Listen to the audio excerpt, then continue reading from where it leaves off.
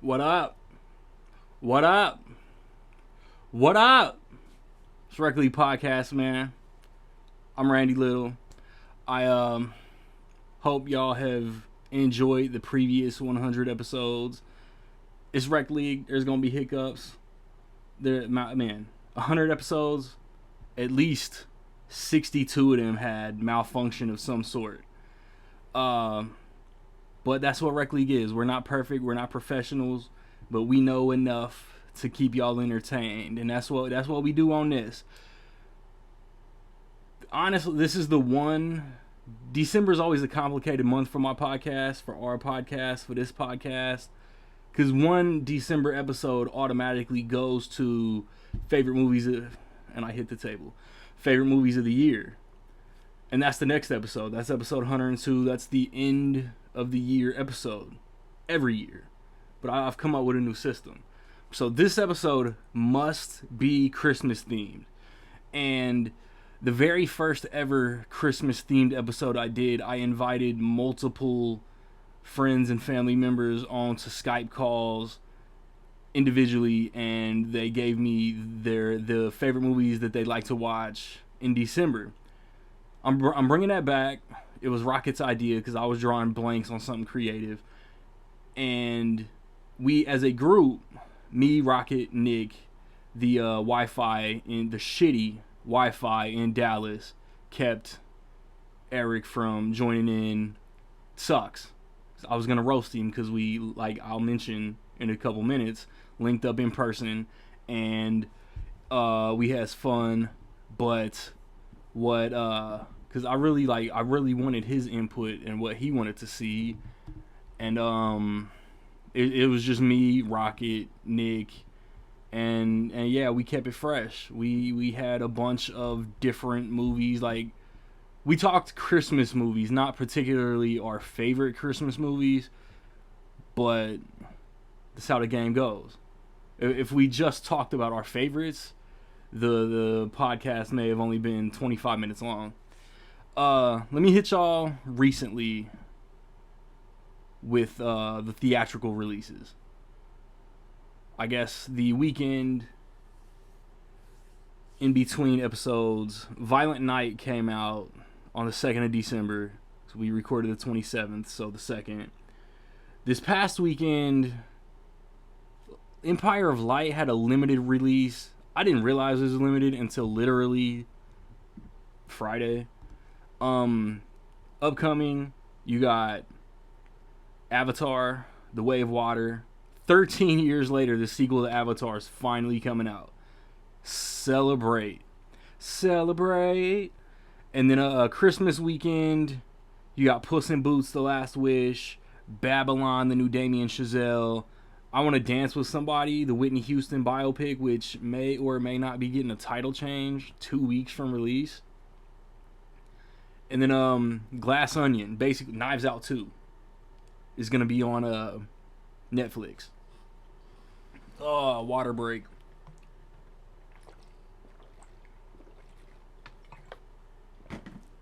That's my bad. Throat was getting scratchy.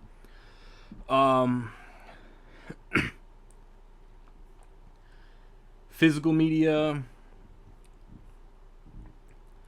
Recently, we've had 48 Hours on 4K, Better Call Saul, the final season on Blu-ray, Amsterdam. God.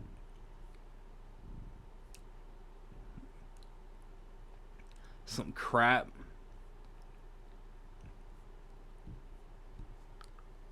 What is it, this upcoming Tuesday? It looks like Smile's coming out.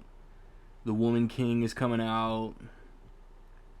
Reacher, the Amazon series, season 1 is getting a Blu-ray. Ticket to Paradise is already coming out. Probably 4 episodes ago, I told y'all that it was coming to theaters.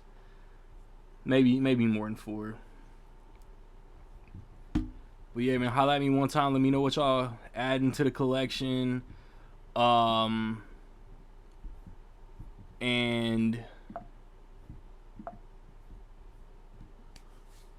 it was kind of a sloppy intro. But again, that's Rec League. I'll be back. Nick, Rocket. A little bit of news. I forgot to mention. A little bit of news and Christmas movies. Mostly our favorite Christmas movies, but it's not all our favorite Christmas movies. We're talking Christmas movies because it's December and Christmas movies are fun. Rec League Podcast.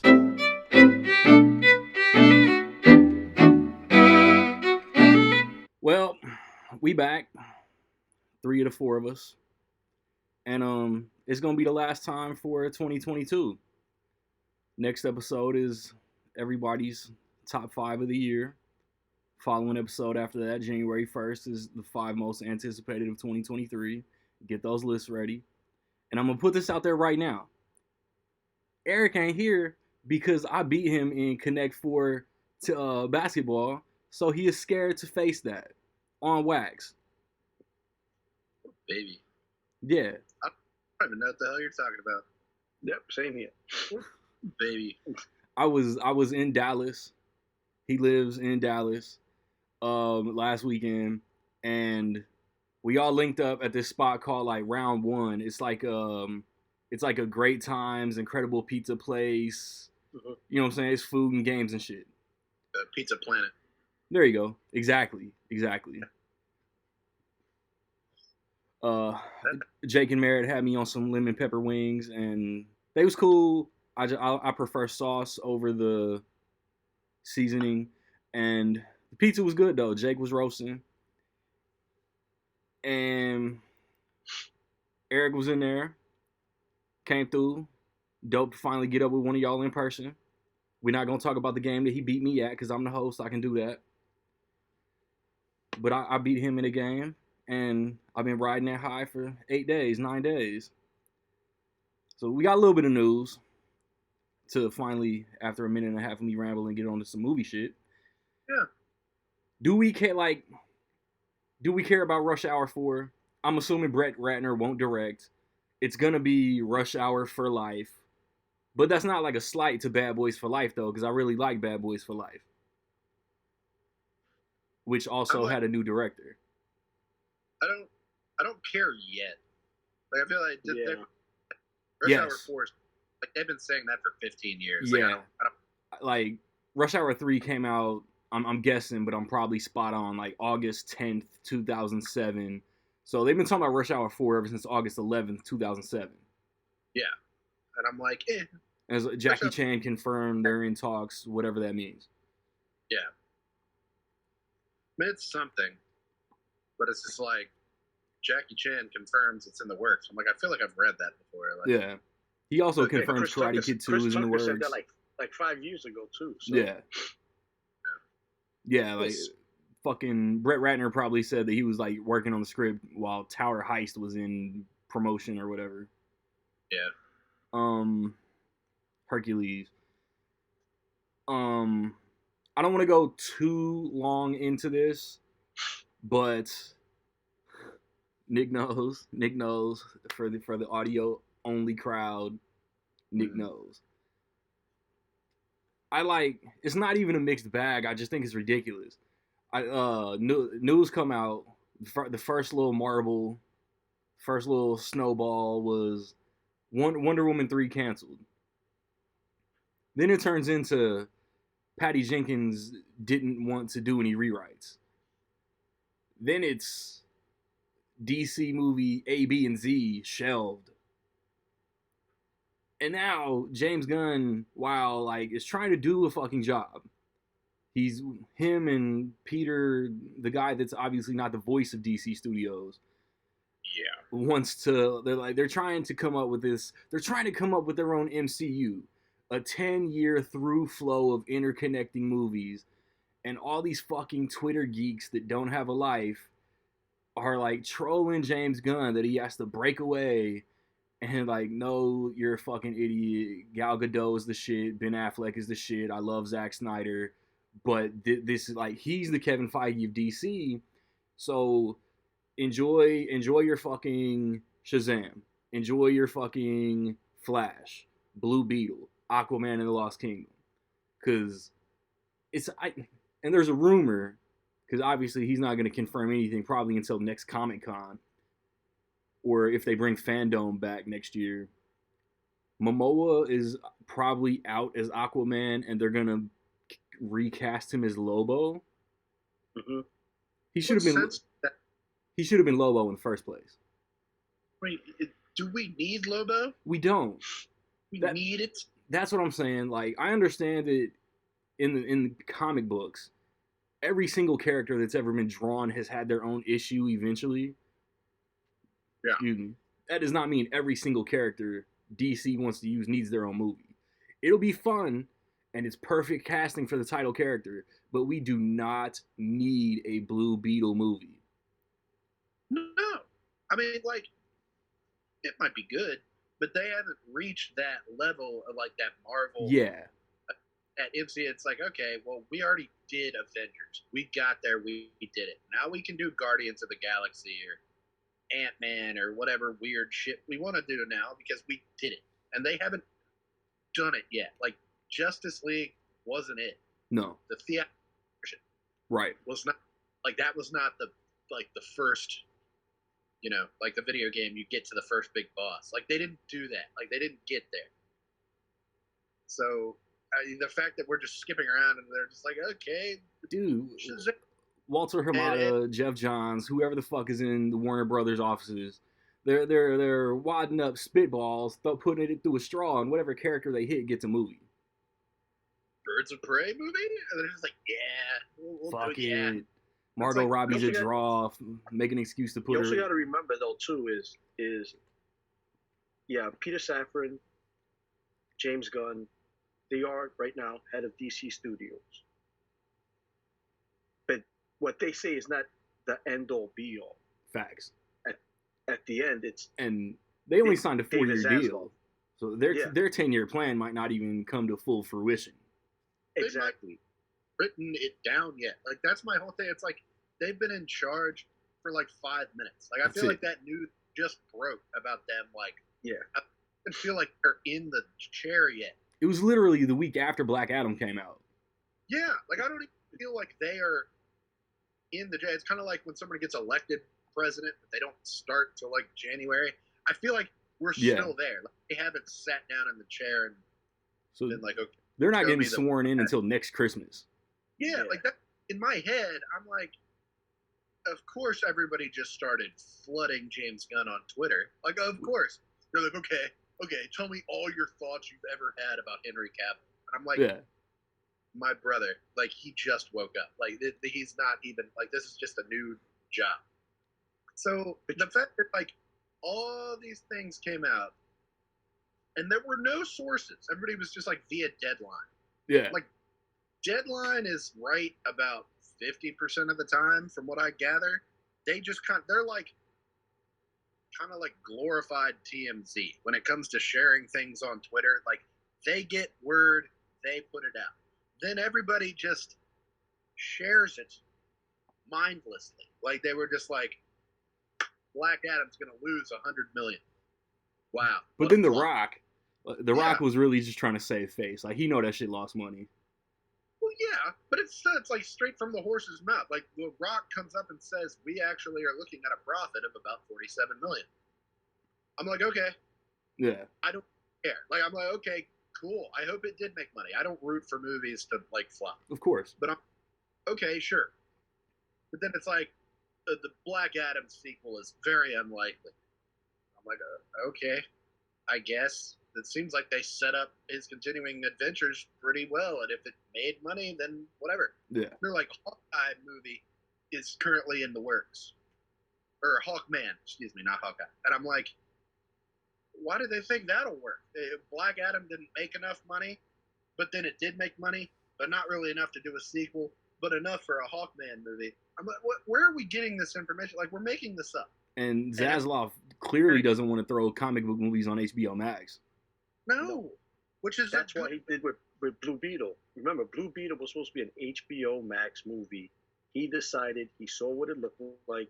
He decided to take it off HBO Max and give it a full theatrical, viewing. My thing is this as well is they're coming out with this 10-year plan. They, like Randy, you said, they signed have a 4-year contract. Us, movie heads, we are in the know to a degree. You forget these. Peter Gunn was just announced, and Peter Safran and James Gunn were just announced heads of No, DC. James Safran and Peter Gunn. You already said it.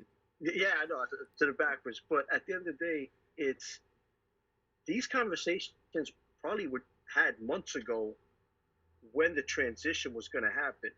That's why they signed a 4-year deal, even though it's a 10-year plan. You add it up, it doesn't make any sense. If their first few movies bank, they'll get extended. Exactly. That's the whole thing. At the end of the day, people flipping out. Is Gal Gadot going to come back as Wonder Woman? Is Henry Cavill come back as Superman? Don't get me wrong.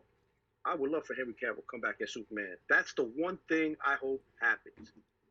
I would think these actors would have some sort of conversations with James Gunn, Peter Safran. This is what the future is going to look like. Like they said, if you read on the Hollywood Reporter, the article on the Hollywood Reporter, the whole Patty Jenkins thing happened before even James Gunn and Peter Safran even took over. So this is what I'm saying. Conversations have been had prior to any of this. Yeah. Maybe months ago. She didn't like it. She had the opportunity. My whole thing is they're saying a reboot. I think it's going to be a soft reboot. I think they still want some of these characters. What Marvel's doing with Daredevil, is it the same Daredevil from Netflix? I think it's going to be a version of both. I think they want Henry Cavill. That guy is a draw. The way I see it is I'm playing devil's advocate. He is a fan favorite for Superman. Yeah. If they don't bring him back, nothing wrong with that. I would be disappointed, but there's nothing wrong. But if that Superman movie does not hit, who's the recast? Boy, it's exactly. That's the and right thing. now, Like the last 2 or 3 DC movies have had like this small group of boycott DC, wham wham wham. So, but like I think Cavill himself has just as big, maybe a bigger following than Snyder.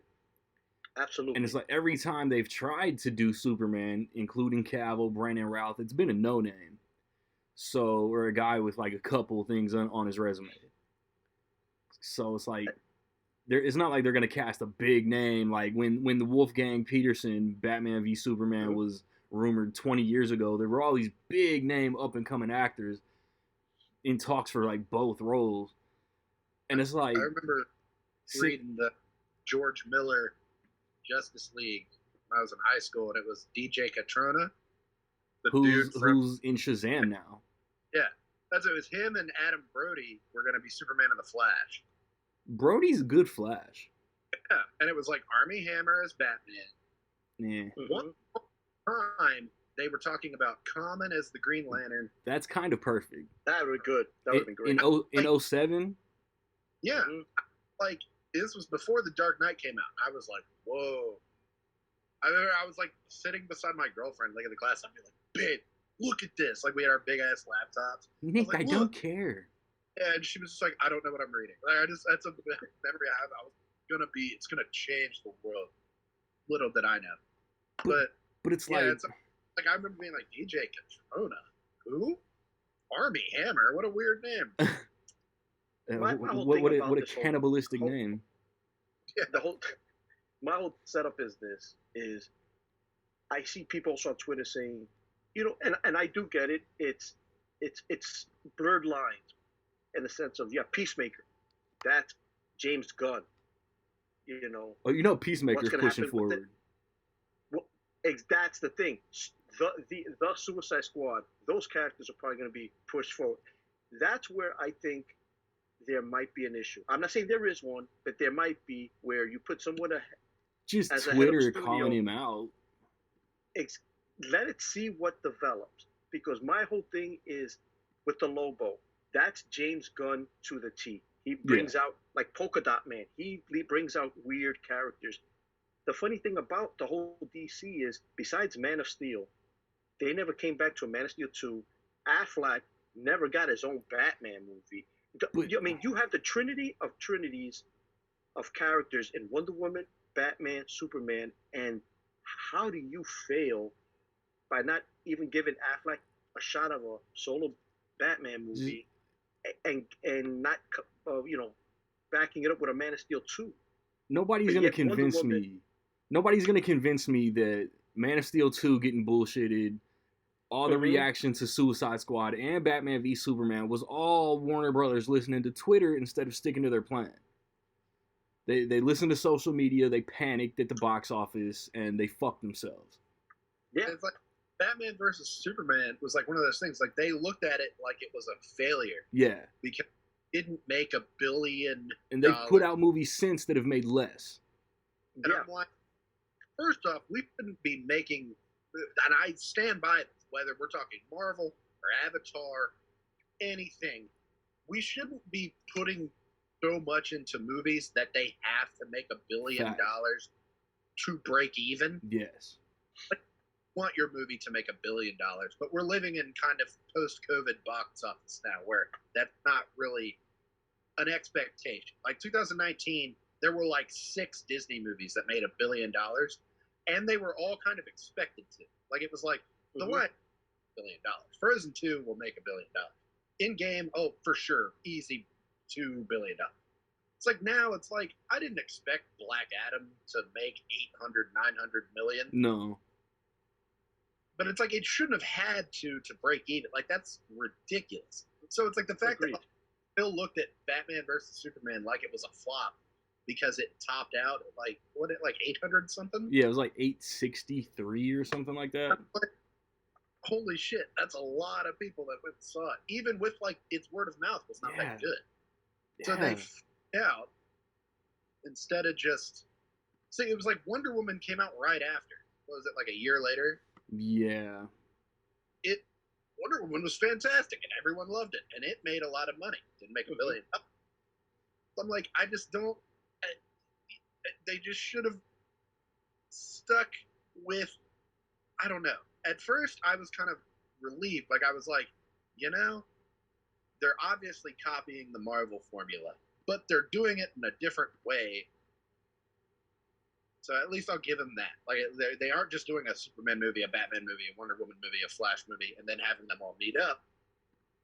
So I'm like, maybe we get to Justice League and it's like the victory lap, and it's like, okay, now we can. That's like the last point that I want to make sure I get in though. Yeah. James Gunn's been picking Kevin Feige's brain for at least 10 years. Get off your fucking keyboard, you fucking nerds. Trust the guy and just wait it out. It's like nothing has even happened yet. Like they want it to happen like now. Stop asking him about Ezra Miller robbing a fucking New Hampshire wine cabinet. Fucking idiot. It's like somebody. It's like they inherited the mess, and it's like better than anyone the mess that they are inheriting. You talk about it 24/7. You bitch about it nonstop, so that he's not just gonna come in and clean slate it. He's not going to. Everybody's like, oh, they're hard rebooting everything. They're going to recast everyone. No. It's like, no. That means there's a new Suicide Squad. That means no more Peacemaker. You're running out of actors. Yeah. He's not going to do that. He's not going to fire, Zachary Levi. Big name actors that will make money. Yeah. Nobody wants a different Wonder Woman. Like, no. We're going to do that again? Everybody liked the first Wonder Woman anyway. Like, everybody. We're going to do that again? We're going to do something that tops her coming out of the trench? No. Like, we're not doing that again anytime soon. My whole thing is this.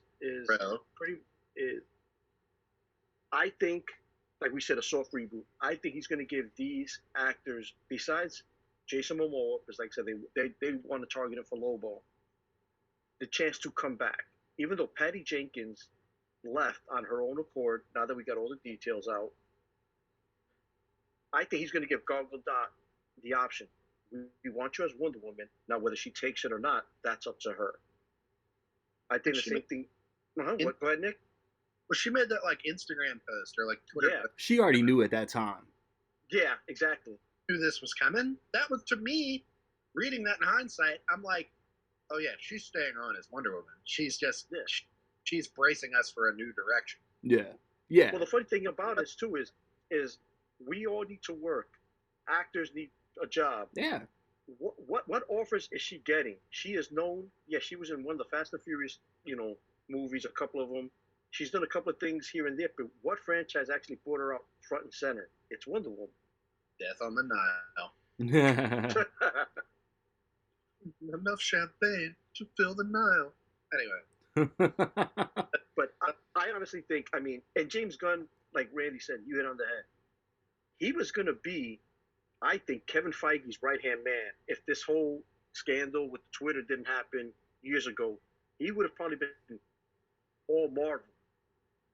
He was Feige's right-hand man. Feige was probably taking him under his wing.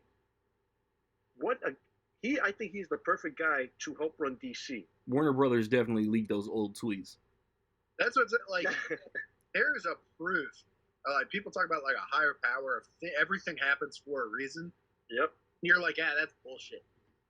That's the most like concrete evidence of that. Like him being fired by Disney just long enough to get hired to do Suicide Squad, and then come back to Disney to do Guardians 3. Like it's like.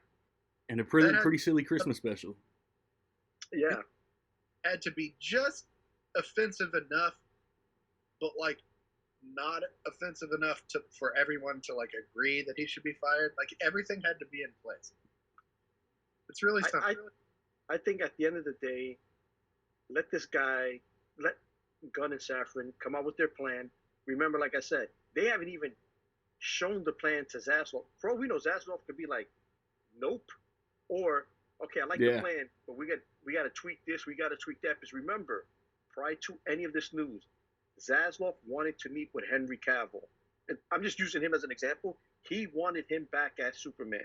Remember, he is top dog. No matter what Gunn and Safran say, he is the top dog. He can say, great, I like the plan. You need to cast this guy. You know what? We want Batman. Affleck has to come back. I'll have a conversation with him. At the end of the day, he's the one that has the say. Next, hopefully, he fixes the MonsterVerse and gets the Lego movies back. Yeah, right. But it's like I kept seeing like all these little things. Like they're talking about like Man of Steel 2 was in active development. Yeah, yesterday. no, it wasn't. Today, we don't know. And I'm like, no, it wasn't. Yeah, no, it wasn't. It hasn't kind of development since 2013. Like, no, it wasn't. We are in the same exact boat today that we were in a week ago. We got a cool in tag the week before Gunn and Safran came on, and let's just see what happens. Everybody's like, Patty Jenkins, Wonder Woman 3 is canceled. This is unbelievable. And I'm like, we don't know a thing about Wonder Woman 3. Like, for all we know, it's been canceled for months, and they're just telling us now. Like, she wrote it. The studio didn't like the script. Let's see what happens. Yeah, so I'm saying there's gonna be a Wonder Woman 3, probably. If there's not, that's par for the course. Like, I wouldn't be surprised. Oh yeah, that's pretty typical. Yeah. My last nugget in this as well is you're gonna tell me The Rock brings back. Remember, The Rock said it's all over. It's an article. Deadline, Hollywood Reporter, they all have it. Where he went to this regime at Warner Brothers, Zaslav, and fought to get Cavill back as Superman. Got him in his movie. Okay. You're going to tell me Peter Gunn and Safran didn't know they were going to be heads to... It's not like, hey, Randy, tomorrow, you're the CEO of the company. They knew ahead of time what was happening. I think all this... Okay, they may not be a Black Adam 2. I get that. But you're going to tell me they're not going to include Rock in this universe somehow, some way? Or Shazam? So by them having, Cavill in that cameo, you're not going to bring an A-list name like him to do a cameo and just leave it hanging. He's got to be part of it somehow, some way.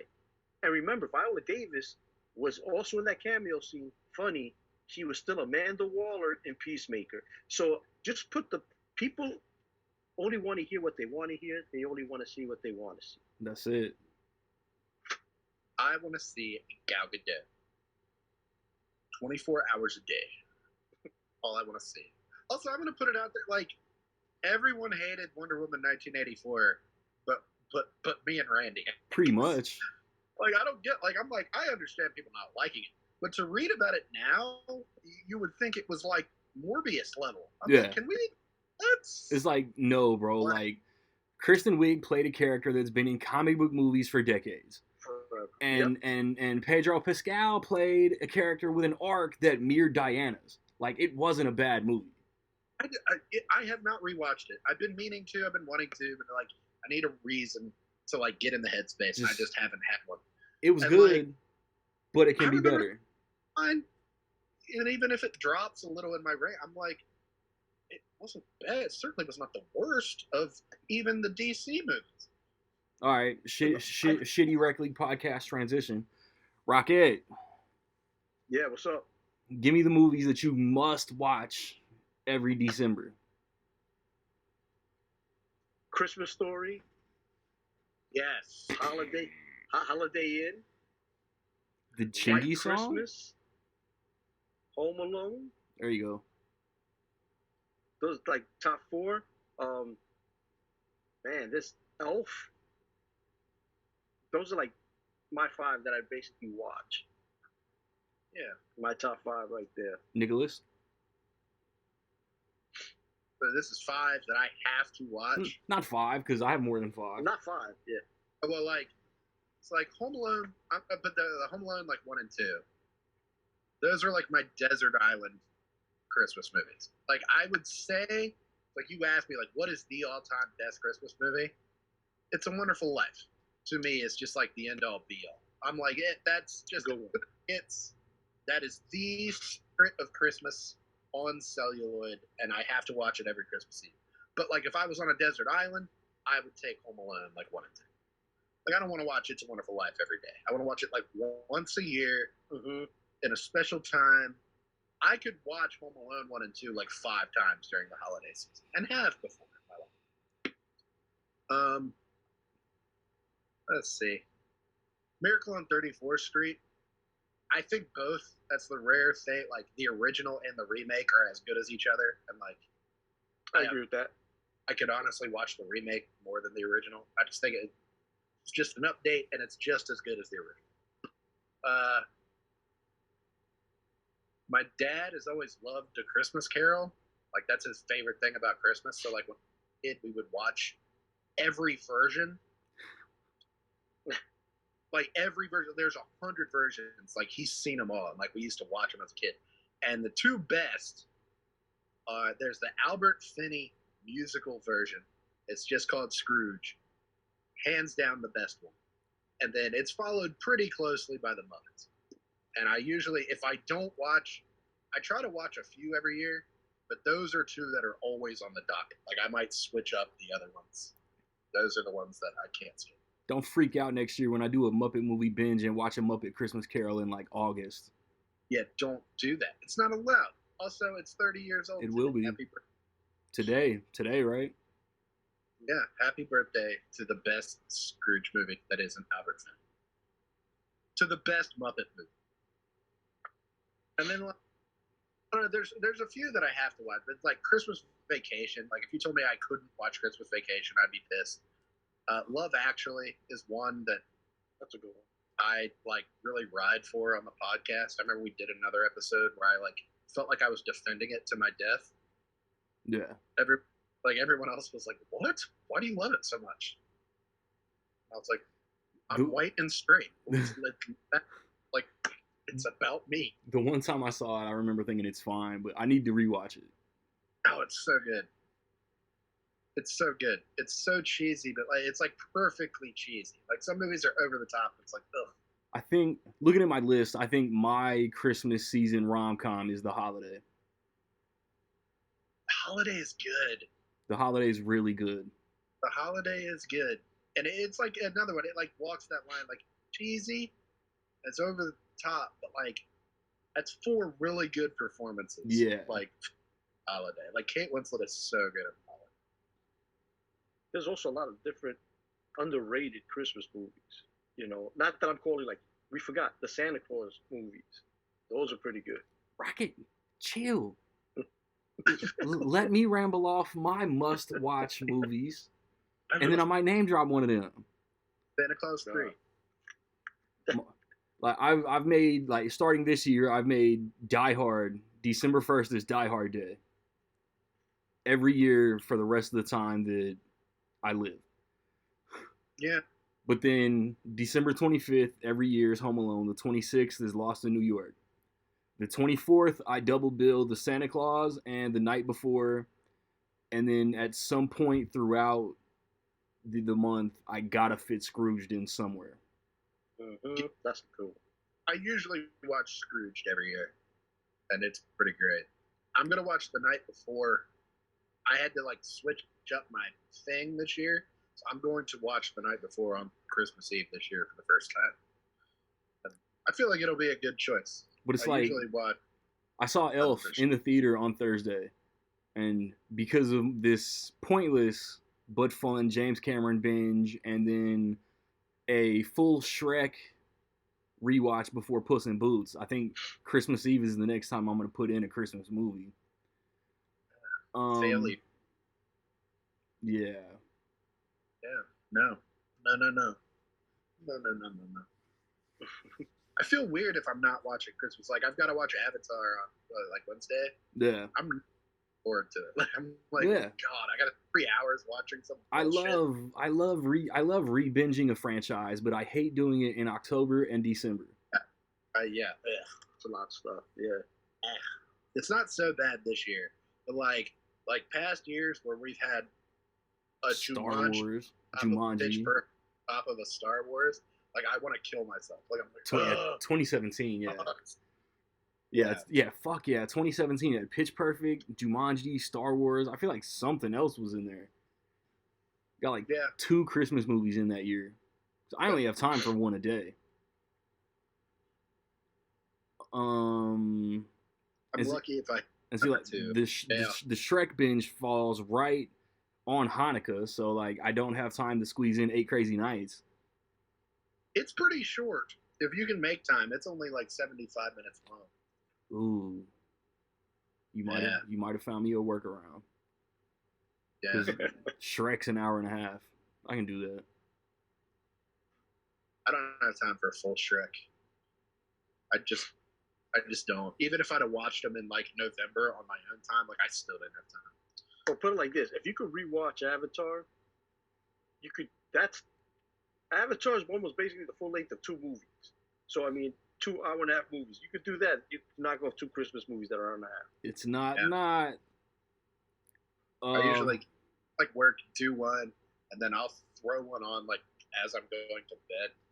I'll post it maybe like a half hour before I go to bed. I'm lucky if I get to it.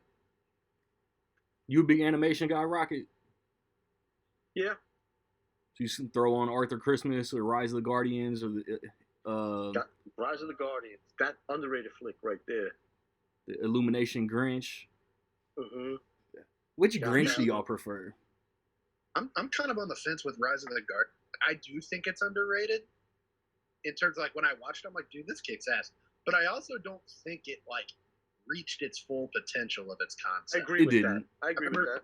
It being like, yo, this is like kid Avengers. Like this is like holiday Avengers. This is gonna rule. And it was just like, it was good. Like I was like, oh, that was good. It wasn't like, I don't know. Like I just wanted it to be like magic. Kind of, I was like, oh my God, Santa showed up at the sleigh or something like that. But it's good and it deserved a sequel. But it was kind of I remember when I worked at the theater, the poster had like Santa had the tattoos on his forearm. I was like, I gotta watch this. Shit. He sort of got a sequel. It's the same Santa from Violent Night. I just saw David Harbour come out within the last few days and said he wanted like a franchise of like Pedro Pascal as like the Easter Bunny and somebody else, Oscar Isaac as the Tooth Fairy or something. That'd be crazy. How was Violent Night? I haven't had a chance really to check fun. It out. I had fun with Violent Night. I have to check that out. But fun. But thinking about the Grinch movies, though, I mean, the original's the original. Was been out for like about a million years. 22. But nothing could. I think to me, it's the Jim Carrey live action one takes the cake, and even the Grinch by Illumination with Cumberbatch. That's actually pretty fun. Yeah, it's good. I put it like hair over the Jim Carrey movie. Really? Okay. I don't know why. There's just something about like Jim Carrey is Jim Carrey, peak Jim Carrey. He's amazing, but there's something about the movie around it that's just like this is good, but I don't love it. For as weird as it is, it's really weird. I'm surprised. Like even every year, like 22 years, I saw it in the theater, so I've been watching it like every year for like 22. And like I'm still surprised when I watch it. I'm like, it's weird that this movie works as well as it does because it's really odd. Like odd choice. Like holy shit. Like it's just weird. And then you watch The Cat in the Hat, and it's like, yes, they couldn't do it twice. Yes, yeah, they doubled down on the weirdness, and it bit them in the ass. But yeah, I like the original like Grinch cartoon. It's pretty untoppable. I mean, there's nothing wrong. There's nothing at all. Like it's it's just it's like 20 minutes long. It's like that's the ultimate Grinch, and that's where both movies kind of fumble that they expand on those 20 minutes. They have to. Yeah, they got it. They have to create plot line that wasn't in the TV special. It's like watching, Rudolph is like a solid, 50 minutes, hour. Santa Claus Come to Town is about the same length. The Year Without a Santa Claus, like these movies are about an hour. You watch Frosty the Snowman, which is great. I love it. I watch it all the time. It's like 25 minutes. Frosty Returns. John Goodman. Yeah, Frosty Returns. Not even Frosty Returns isn't even Christmas. It's winter. But it's just winter.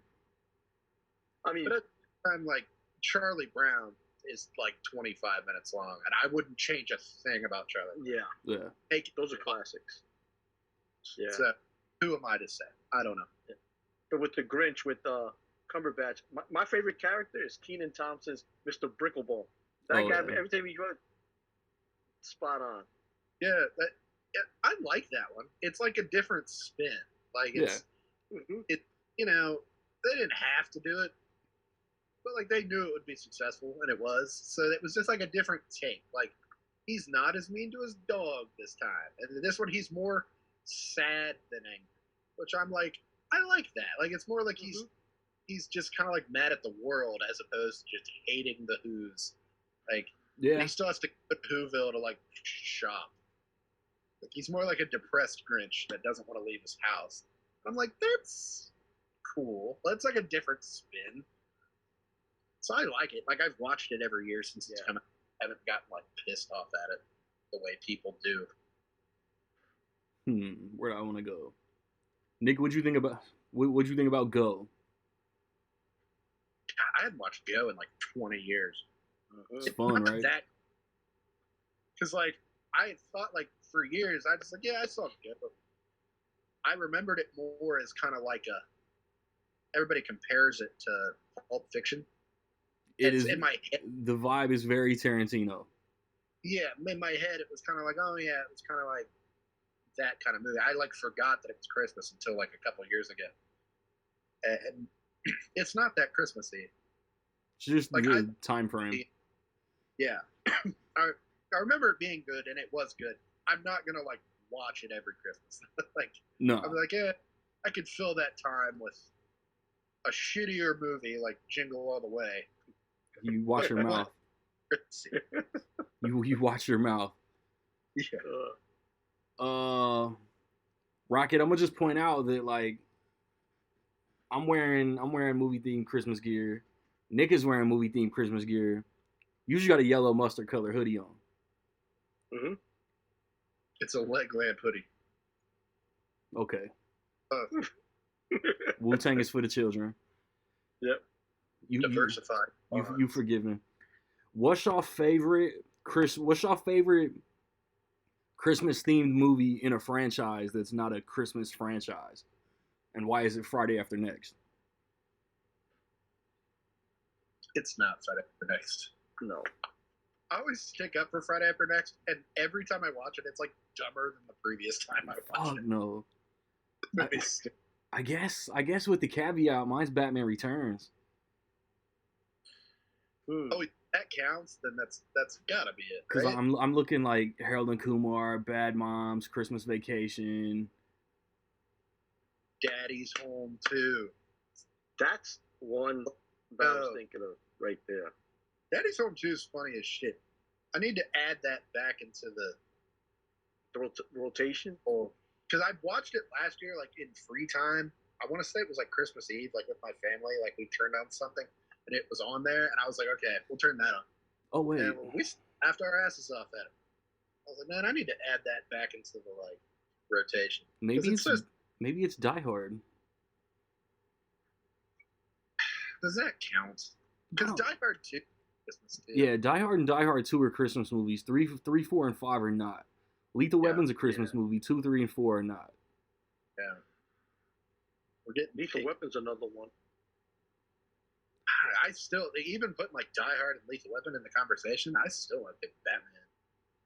But I don't watch it at Christmas. Yeah.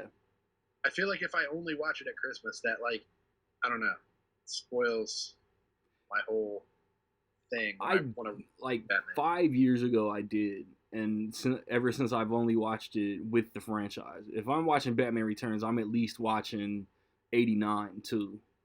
Yeah, that's. Yeah. I watched it so much as a kid, and like not at Christmas. I could watch it at Christmas, and maybe I will again one day. And I know a couple years ago we had the discussion too. But to me, like let's take Lethal Weapon. Yes, that happens during Christmas time, but the theme of the movie has nothing to do with Christmas itself. Yeah, it's that's what I'm saying. Like movies like that to me are there. Yes, it takes place during Christmas time and all that, but they're more of action movies. Yeah, like I've kind of backed into the argument. You take Christmas out of Die Hard, there's no movie. You take Christmas out of Lethal Weapon, it's still possible. Yeah. But I still watched Lethal Weapon last week. Like Trading Places, I always watch at Christmas time. It's like if you took out of it, it would still be the same movie. More, maybe they wouldn't be on the train if it wasn't New Year's at the end. But that's not Christmas. That's New Year's. Yeah. Best movie ever, by the way. But ever. It's my favorite Eddie Murphy movie. Really? Oh, yeah, but it's like if you're putting that in like the Thunderdome with like his other like greatest hits, it's like you can't really pick up that. Yeah. It's like Hills Cop, 48 Hours, Coming to America, Trading Places, get in there and fight. It's like whoever wins, we win.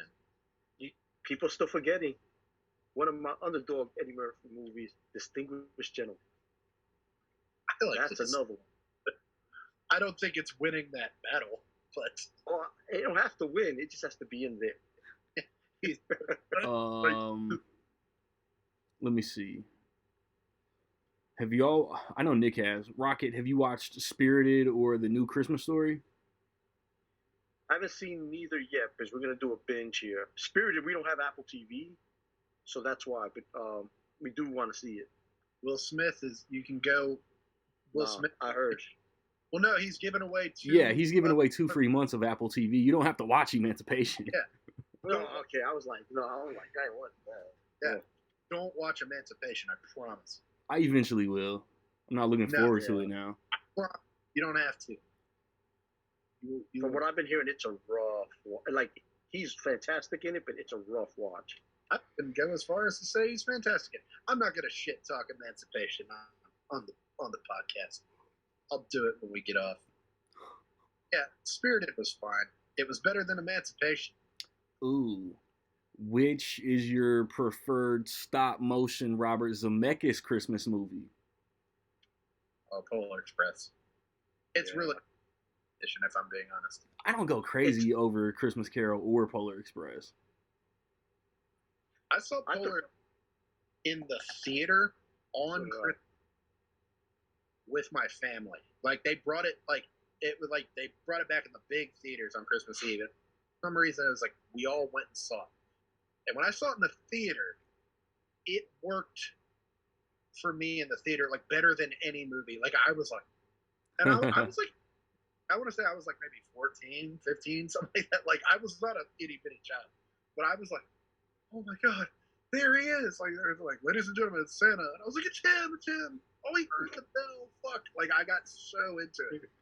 And it's never hit that same way since. Like, I bought it the next year and was so excited to go buy it. Like, went home and like watched it, and I was like it's still good, and I still watch it and enjoy it, but it's more just like a movie I put on as opposed to like a movie that transports me the way other ones do. Yeah. But it's better. If you think about it, that movie is sad as hell, though.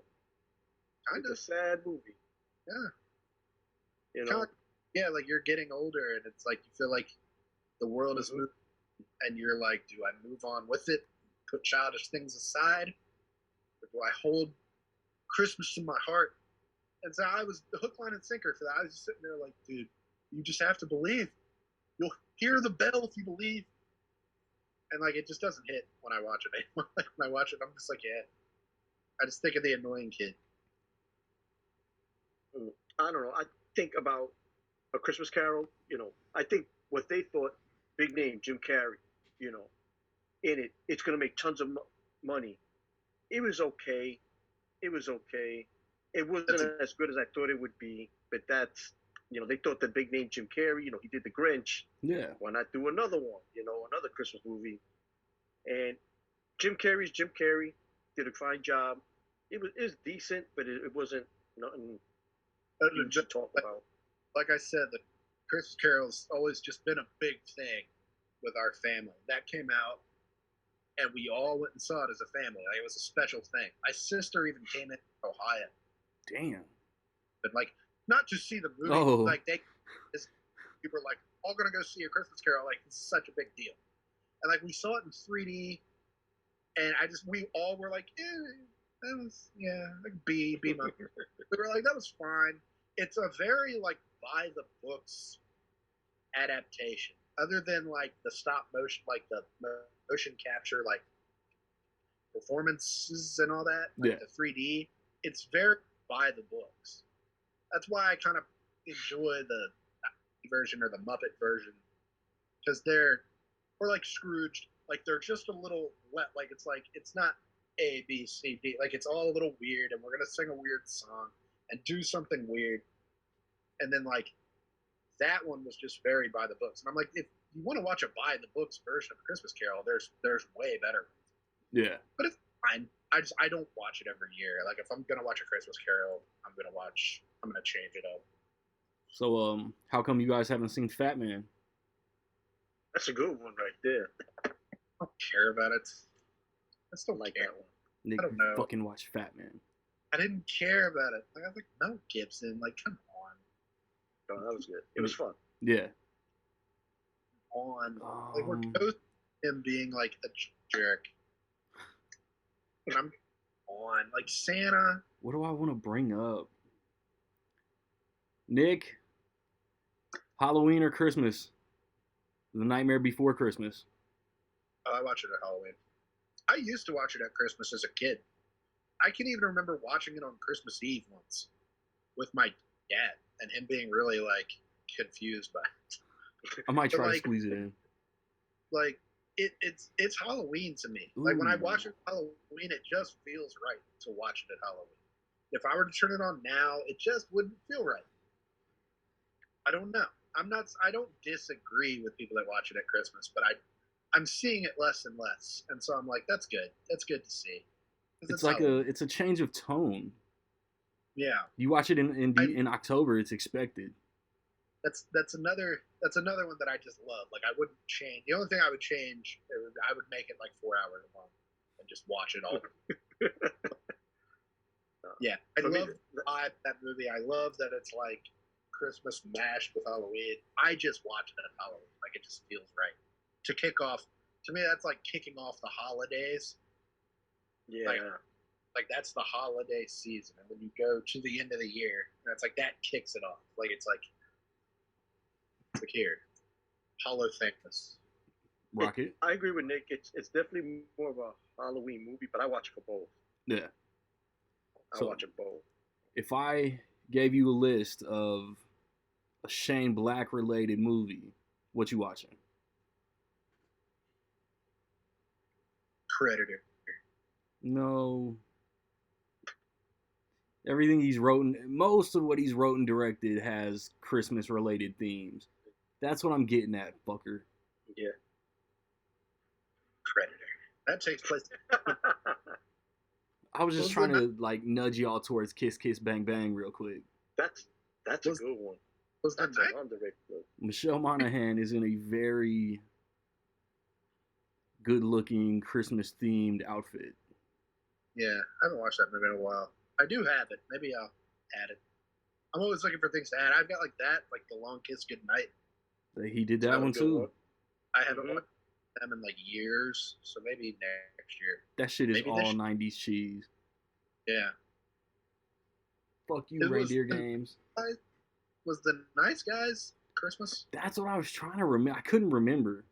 Like he directed it, so probably. Whatever. I haven't watched it in like 5 years, but I remember thinking it was great. I know it, but I can't remember if it's Christmas. The Nice Guys. Nice Guys. That's a good man. Nobody ever talks about Nice Guys. The Nice Guys is amazing. I remember thinking it was this great movie, but I do not remember if it's Christmas or not. Alright, fuck. Oh man, I'm looking at two movies that I want to bring up, but I like, okay. Surviving Christmas, Deck the Halls, Christmas with the Cranks. Fuck, marry, kill. I'm fucking Surviving Christmas. I'll marry Christmas with the Cranks. Because there's a good movie buried in Christmas with the Cranks somewhere. They just kind of... Yeah. Plus, it's based on a John Grisham novel. A lot of people don't know that. Facts. I'm killing Deck the Halls. Deck the Halls is absolute trash. Trash. Deck the Halls is absolutely fucking garbage. Dude, it sucks. And it gets worse, like, as time goes on. That's, like, the worst offender. Like, I watched it when it came out. I remember thinking, this is stupid, but, like, whatever.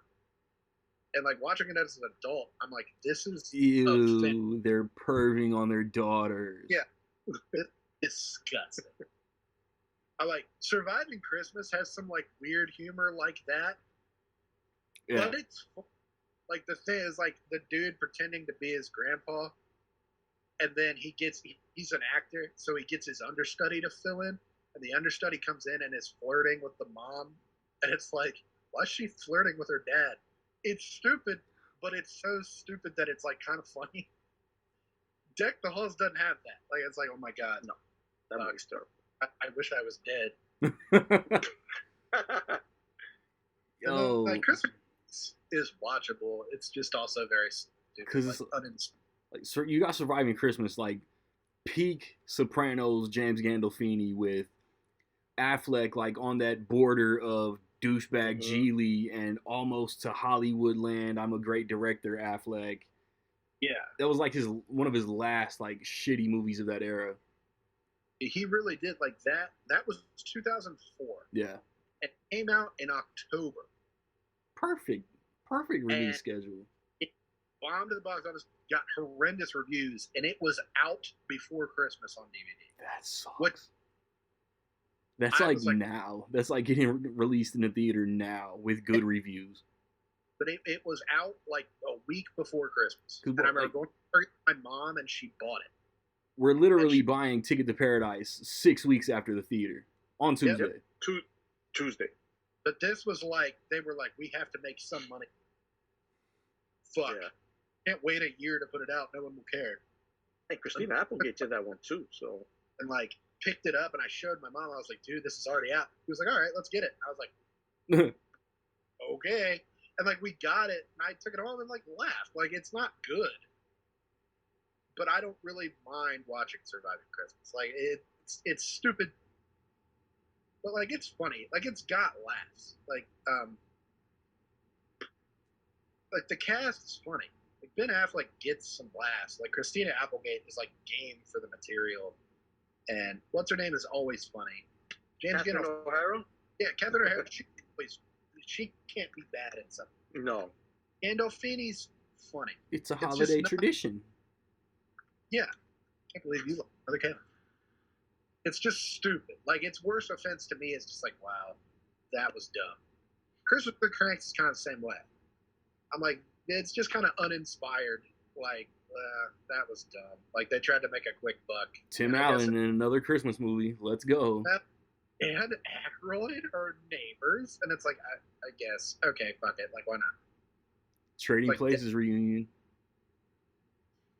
Like, Deck the Halls sucks. I haven't watched it probably like 4 or 5. I wanted to see it like 2 or 3 years ago, and I bought it. So it's like collecting dust on my shelf, and I won't watch it again. I own it. Like, I watched it when it came out, and remember thinking it was stupid, but not like horrifically bad. Like, I just remember being like, that was dumb. And then sometime later, I think I found it for like $3 at a Walmart or something, and was like, new Christmas movie. I haven't watched this in a long time. Still overpaid. And yeah, I watched it maybe once or twice since then, and each time I've watched it, it's been like, oh god, why would you do that to yourself? They randomly break into song. Like, do you remember like his lights like burn out or some shit, and Chris Chenoweth plays his wife, and so she lights a bunch of candles and starts singing. I'm like, what the fuck movie is this? Both of those wives were way too attractive for Danny DeVito and Matthew Broderick. Yeah. When I saw that movie, I seen it once, and I was like, this is like an hour and a half of my life. This ain't it. Get back. All right, let's break. Dude, I'm not gonna lie to y'all, man. Like, I'm already running on fumes. Nick, defend I'll Be Home for Christmas, because it's not a good movie. You're right. It's a great movie. It's a masterpiece. It isn't. I feel I watched it when I was maybe 9, which it doesn't seem that old. Like, when I rewatch it, I'm like, dude, this is not 25 years old, but like, it is. But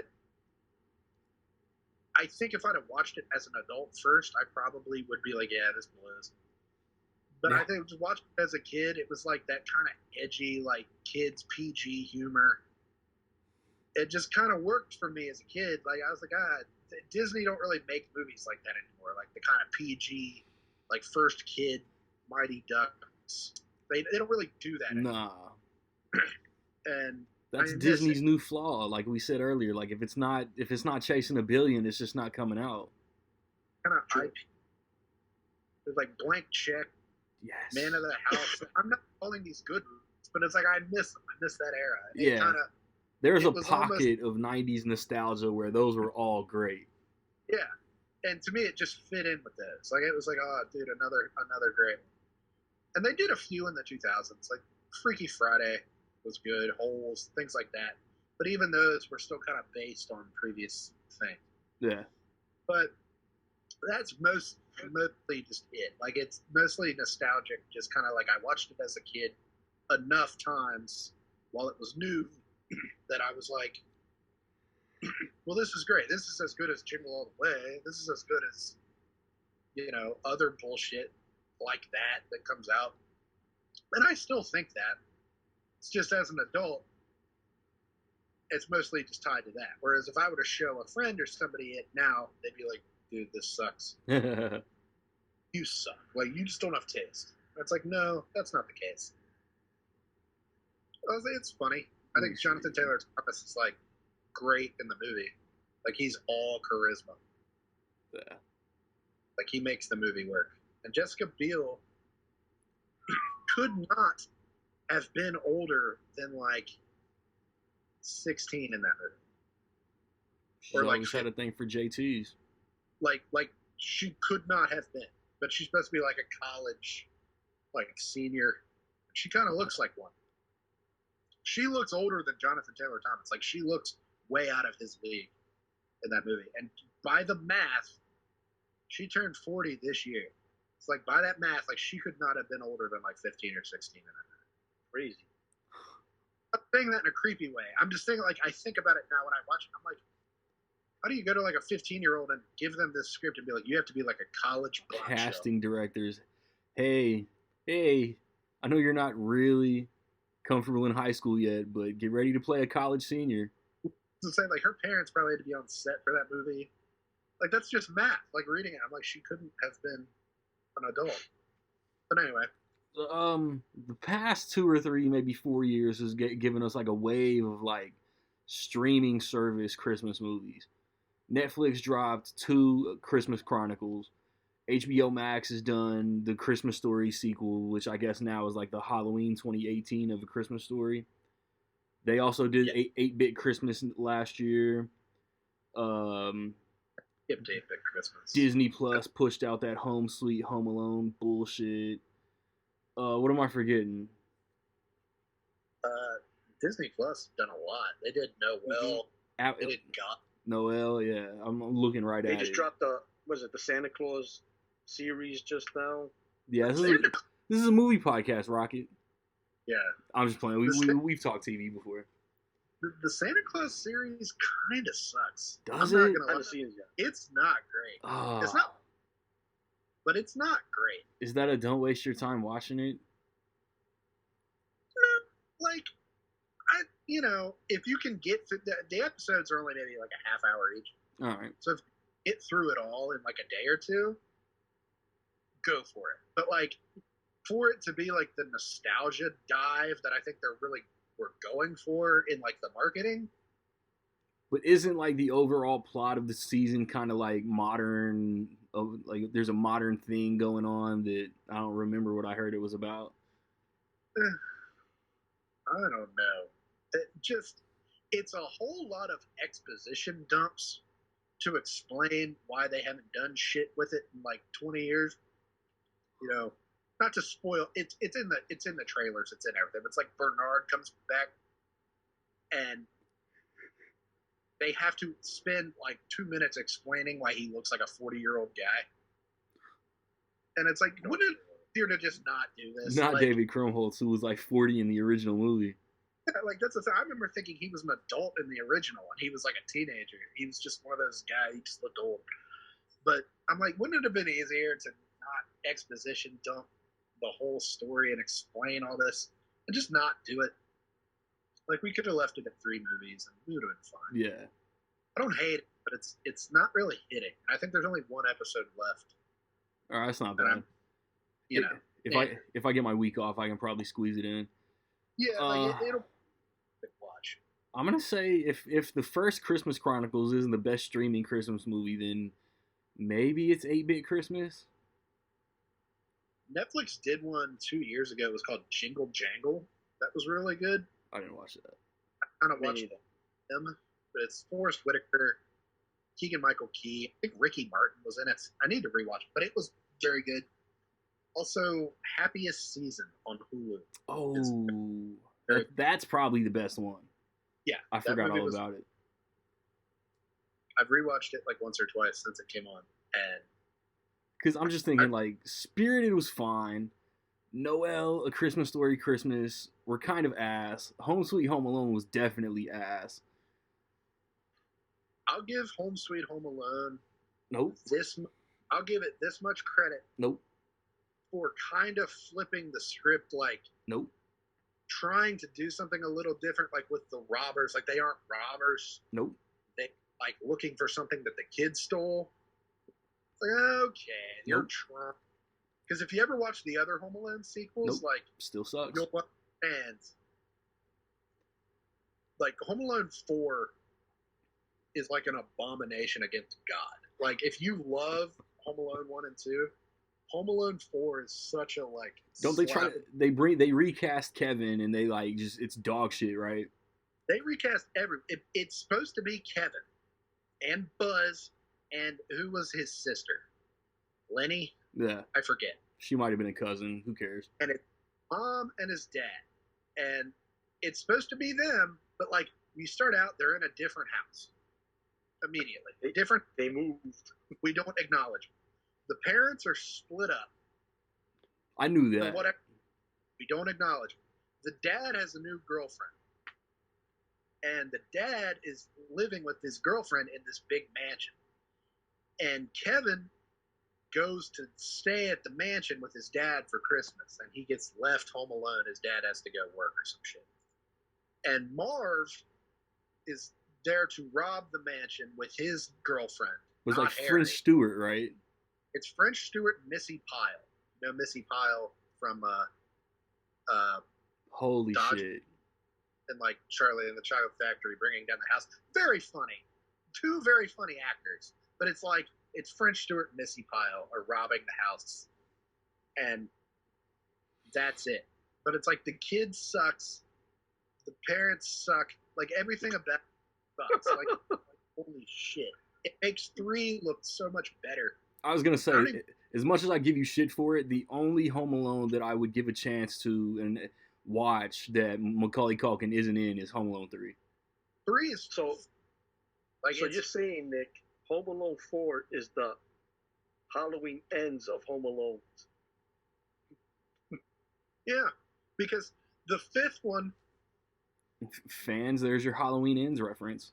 Is like the only thing I remember about the 5th one is like Malcolm McDowell is like the bad guy, but it's a new, different house. It's just another one. What? Oh, I remember it being kind of forgettable. Like I'm just like, whatever, cash grab. And then the new one, also kind of forgettable, but it was like they tried to tie it, like Buzz being the cop.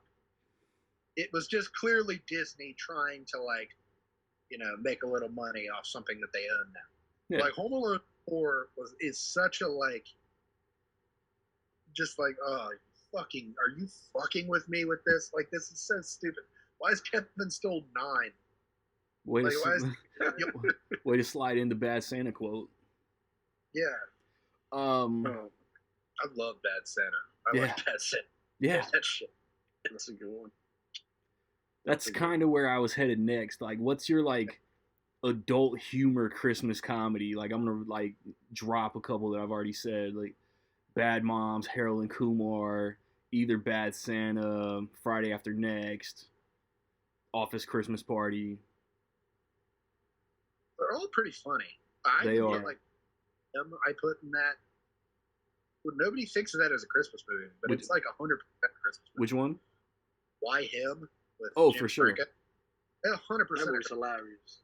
It's funny. Like it's got laughs. I think Bad Santa might take that then. I really like my crush on Zoe Dutch. Yeah. I really like The Night Before, and I still think it's underrated. The Night Before is amazing. But I think I might give that to, and I love Harold and Kumar. I think Harold and Kumar is hysterical. I might give it to Bad Santa. I'm like, Better Watch Out. Here, I'm like, holy shit. I was going to say Better Watch Out for like a Christmas horror block. Yeah. I don't know. It's got flaws, but it's not bad. Yeah. I remember watching Better Watch Out when it first came out. Like, there's like the little plot twist.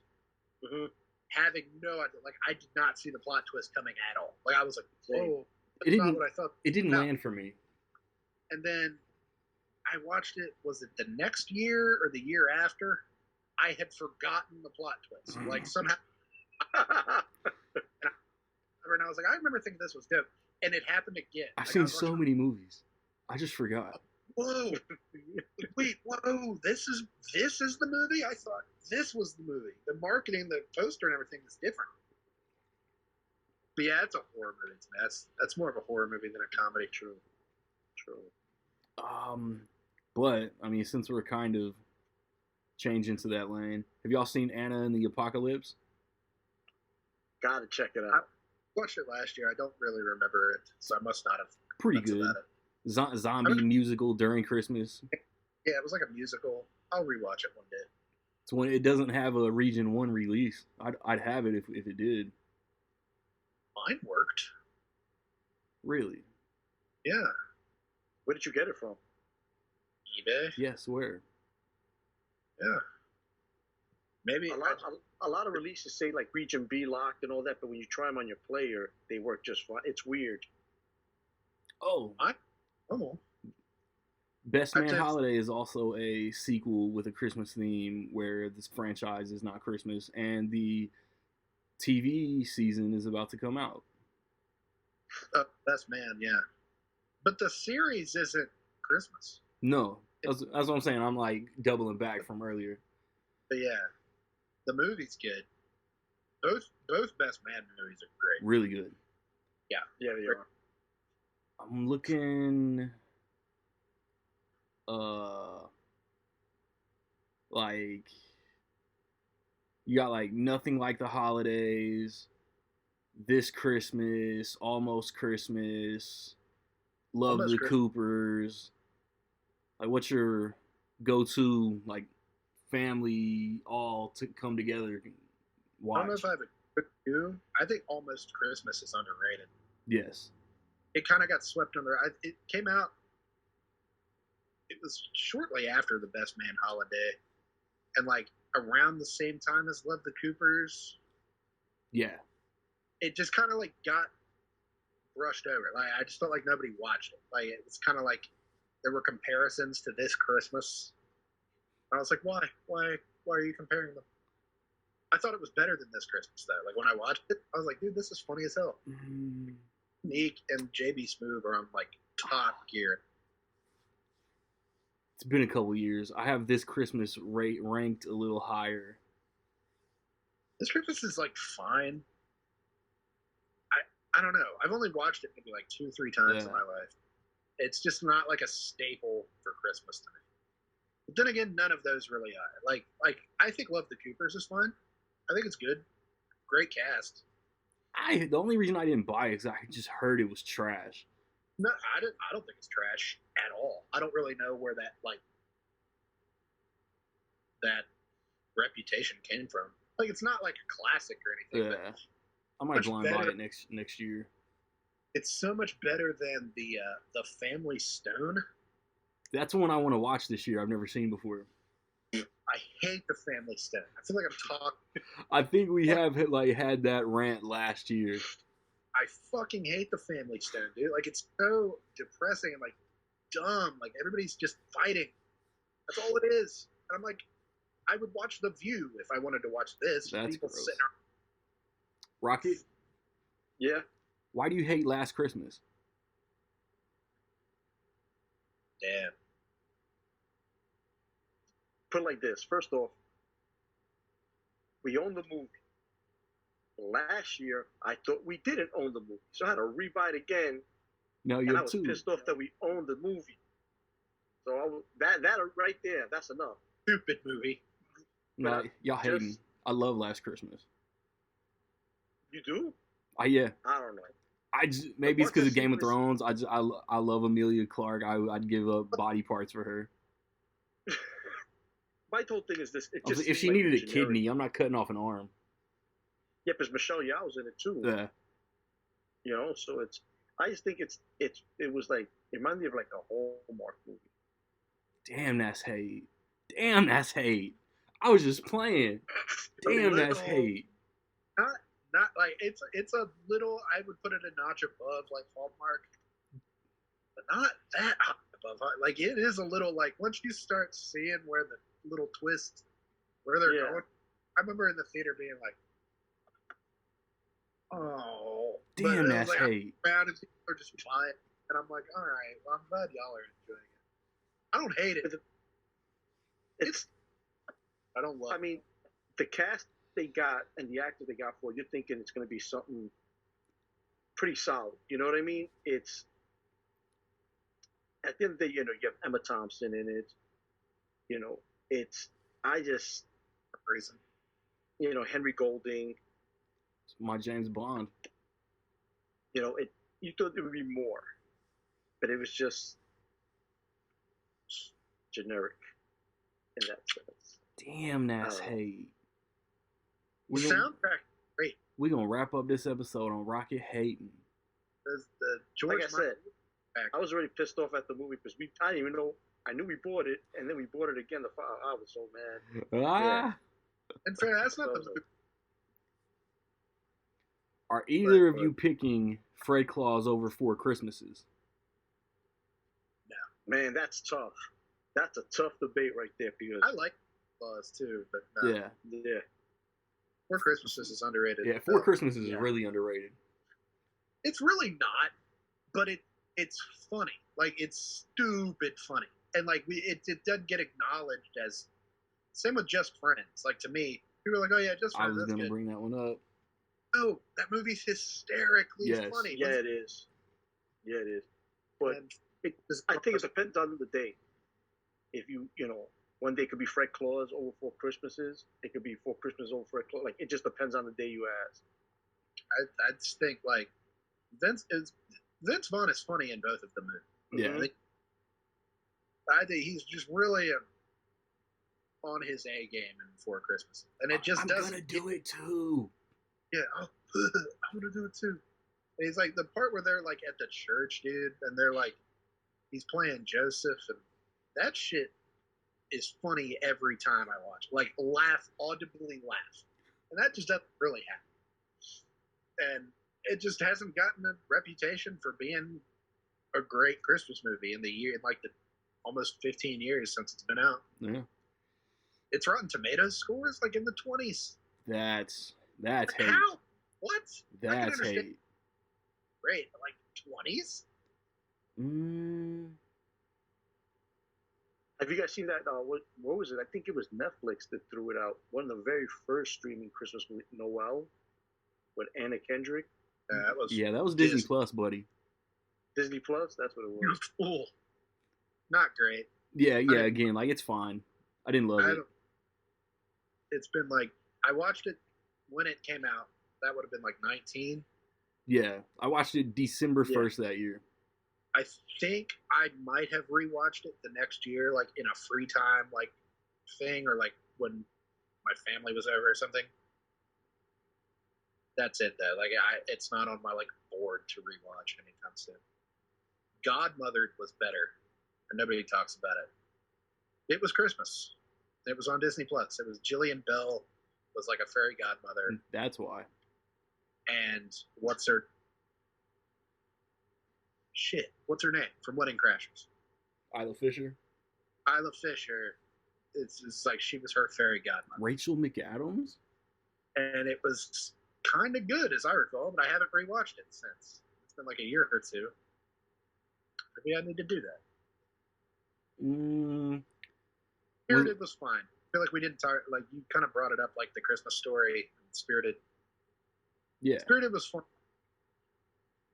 Yeah, Spirited was cool. It was a little too long.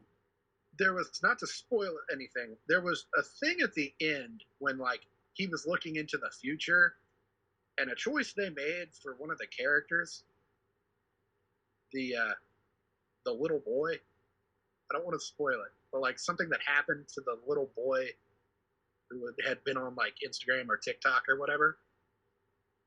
You'll see, like, I don't want to spoil it for anybody, but I thought that was such a bad choice. Did I already forget? That it dropped a half a star for me. Like, I was ready to give it like a 3.5, and I was like, ooh, thud. But like, over, like, I think I already forgot. It was too long. But I thought the Christmas was decent. It was decent. If you have taste. And watch A Christmas Story every year and enjoy it. It was better than Story 2 that came out like 10 years ago, straight to video. With Daniel Stern. Yeah. Good God. There's like a collection of straight to video Christmas classic sequels that everyone is just kind of like, don't ask, don't tell. Like, we don't talk about that. Christmas Vacation 2. Christmas Vacation 2. Which is insane. Cousin Eddie's Island Adventure. Yeah. There's Christmas Story 2. And there's Jingle All the Way 2 with Larry the Cable Guy. No, there's not. But if you told me, like, which of those was the best of the three, it's Jingle All the Way 2. It's the most watchable of those three. Nope. It is. It's not great. Disagree. It's the most watchable because the Christmas Vacation 2 is nuts. Like, it's weird. And Christmas Story 2 just kind of sucks, as I recall. I've watched it maybe like once or twice. I thought about watching it before the new one, and I was like, I don't have time, and I'm not making time for it. Yeah. When's the last time y'all watched Serendipity? Yeah. Huh? Yeah. It's been a while. I think I went last year. And it's pretty good. It's not that Christmassy. There's like the beginning is Christmassy. I'm just going off my list. I don't know why Yeah. I put some of these on this list. Yeah. There had to have been something like, I'm not one of those like people that used to be on this panel. Oh, I saw a Christmas tree in a window. It's a Christmas movie. There had to have been something that Yeah, like Christmas Eve. It's like The Family Man to me. Like I only watch at Christmas, and I think it's a great underrated movie with Nicolas Cage. Facts. It's really only though like maybe the first half hour. It like starts at Christmas, and then when he wakes up in his new life, it's Christmas Day, and then most of the rest of it is not Christmas at all. Like it just keeps going. But I only watch it at Christmas. Yeah. Like we're missing a big movie too. Arthur's Christmas. How do we forget Arthur's Christmas? I brought up animation, fool. I know, but that's one that nobody talks about much. I love Arthur's Christmas. They don't. It's great. I think it's severely underrated. And it's been. I kept saying it's another one. I was like, yeah, it'll catch on. It'll catch on. Not on. Because they did like side movies or like side stories with the little elves too and all that. So it's been like 11 years since that shit came out. Like it's still just kind of there. Like no, we need to catch on. Like Elf. I remember it was like 2 years after Elf was in theaters was really when people started talking about it. Like really like the rise of social media. Like it was people were saying, I can't wait to watch Elf. I'd be like, Elf? Is that the people love Elf. Okay. Shit. Okay. And next thing I knew, like you can't miss Elf. It's up there with like Christmas Vacation. So Shazam or Iron Man 3? Shazam's a better movie. It is. Yes, it Sorry. is. But I don't watch it at Christmas time though. No. Yep, same. It's just not like I have to watch it at other periods. So I'm like, I'm not just gonna wait to watch it at Christmas.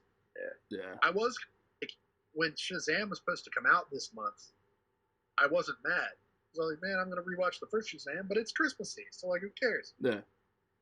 But now, I gotta watch it in March or April or whenever. Yeah, I'm gonna rewatch Shazam and Black Adam in March, and then I'm gonna do a full say goodbye to the DCEU as we knew it before the Flash comes out. Christ, yeah. Have you guys seen the Man Who Invented Christmas? No, I haven't. That's with another. Dan Stevens. My dad was freaking out. He was looking forward to that because it was new Scrooge content. Yeah. And like, yeah, we went and saw it. I used that with Movie Pass.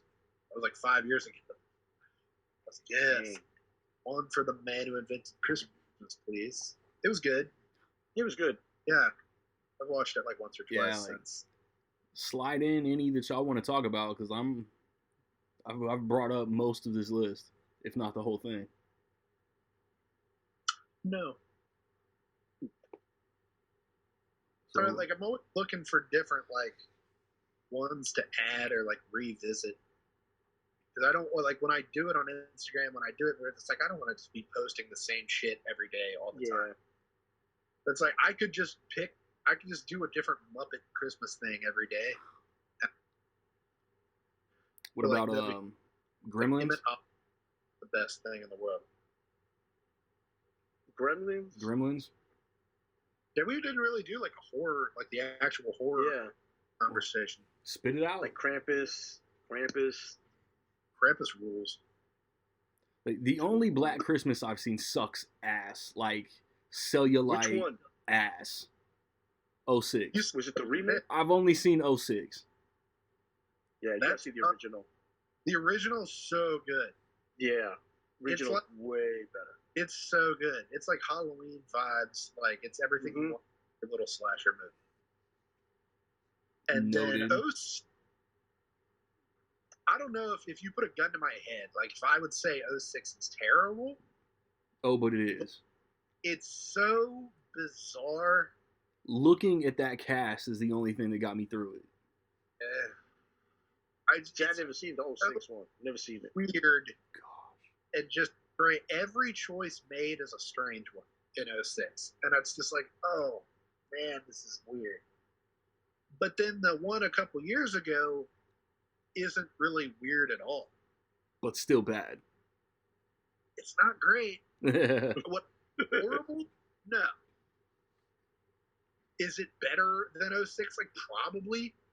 But it's, like, not weird. Like it's not like risky in any kind of way. So it's just kind of like felt like a cash grab and not lose rights.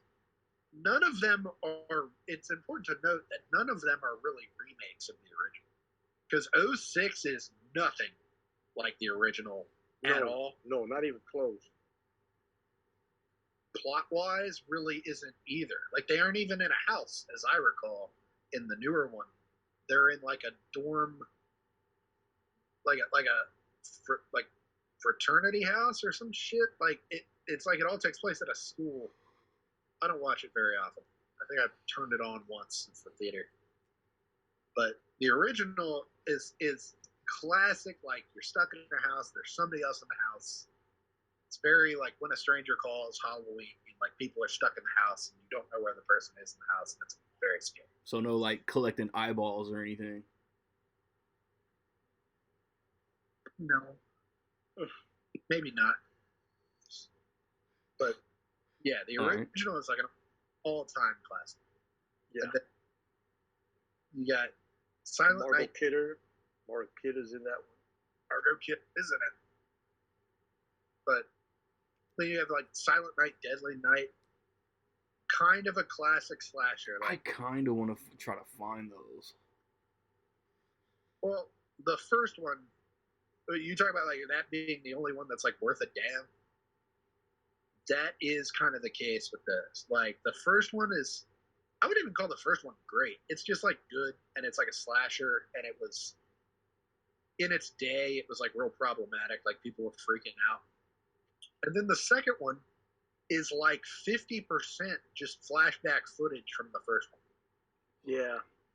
It's half the movie at least. Wow. It's just like, and remember when you said this to me, and then it was just footage of the old movie. Well, the funny thing is this, Vestron just dropped a Silent Night collection, which I thought was 1, 2, and 3. No, it's 3, 4, and 5. So I didn't even pick it up because I wanted the first, at least the first. Just 3, 4, and 5? Well, yeah, so they never got Blu-ray releases. What in the Shout Factory Halloween is going on? Yeah. I'm gonna get it just to have, but 3 sucks. 3 is kind of picks up from 2, but it's like different actors, different everything. 3 sucks. 4 is like disgusting, as I recall. It's like a completely different story. It's about like bugs. Like a girl is like turning into a bug. Silent Night, Deadly Night 4 is about bugs. Yeah. It's a lot of like turning into a bug, and they just called it Silent Night, Deadly Night, and it's not great. And then the 5th one is called The Toy Maker, and it stars Mickey Rooney, and he has turned. It's like I can't remember. It's like he has a son who you think is a person, but he's actually a toy, and he's like evil. It also kind of sucks, but it's better than those other 2 sequels. Maybe I won't try to buy these. Because it makes you like, what the fuck? Stick to the first one. Stick to the first one is the... I'm a completionist. I'm going to get in my own head if I only buy the first one. The first one, you know, if you're just looking for a slasher movie set at Christmas, the first one kind of rules. The second one is watchable in its way. Yeah. It's just so absurd. Because you've already seen it when you watched the first one. Yeah. But it's got some like over the top fun shit that like cult audiences have grown to like. Yeah, the other sequels are. And then they kind of remade it. It was called Silent Night. It was like Donald Logue was in it. Jamie King was in it. It's watchable. Not really worth a damn, but it's watchable. Like, it's like, that was fun. And then, there's a lot. Like, I think P2 is kind of good. Or P2. I just posted the anniversary. I just didn't remember it being Christmas. Remember P2? She's leaving like a Christmas party. And that's the one that takes place in the garage, right? The parking lot, right? Okay. Fucking around with her. It's very Christmassy. I kind of like P2. Who's Jamie on Yellowstone? Yeah, Wes Bentley. He's like the stalker, right? Yeah. I swear, maybe it's in the IMDb trivia, but I swear he like said, I read that he only accepted that movie to like fuel his coke binge or some shit. that tracks. When you watch a movie, that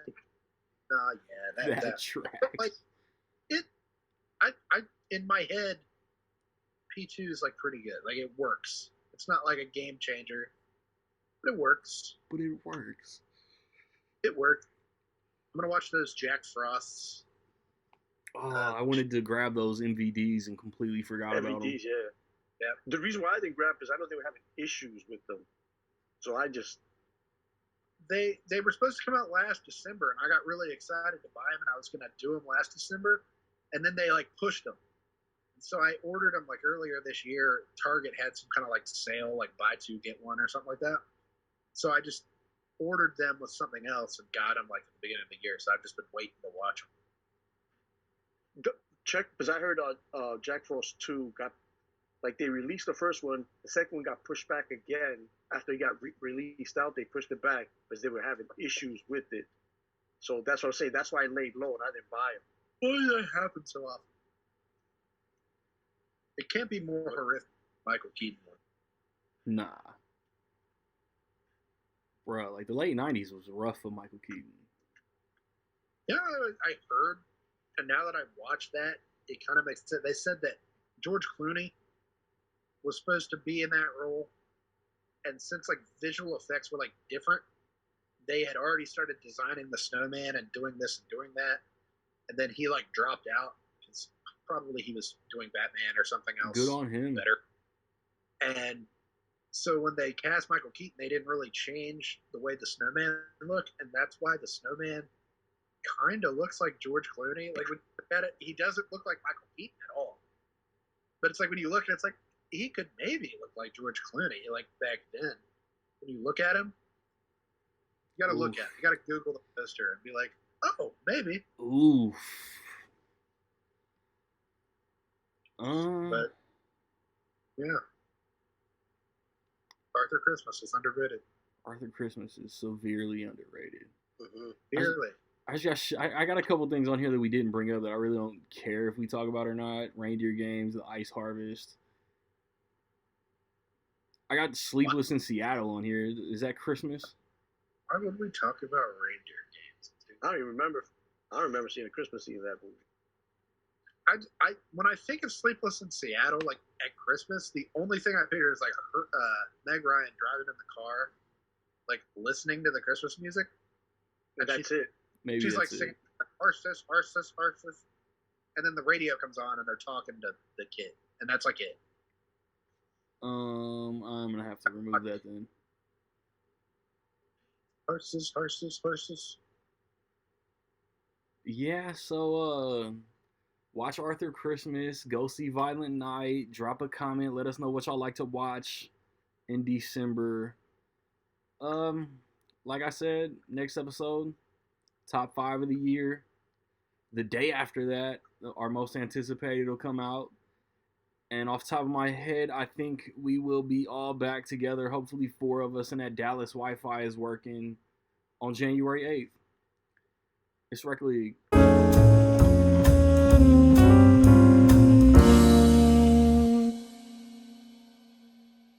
Yo. I'm from Indiana, but y'all corny like Trevor Noah. You did every single thing that the detective told you. Alec Baldwin ass rappers pop off and deny it. Constipation rare, when am I not on my shit? They stayin' hatin', raising Canaan, cause I'm unique. Every statement is Jake the Snake when you speak. It's Moe's, it's cheers, all my flows is revered. The calendar can't save you, cause I'm also on your ass next year. I ain't ever got hustled, I ain't never got. Cinematographer, I be setting up a good shot. Mama ask if everybody do it, but I ain't jumping off a cliff. Just trying to stay sucker free in a world full of lollipops. Word to Mark Ron Smith. I stay working these letters like I'm Vanna Man, and I'm coming for that crown like Savannah Man. And chill until the next episode.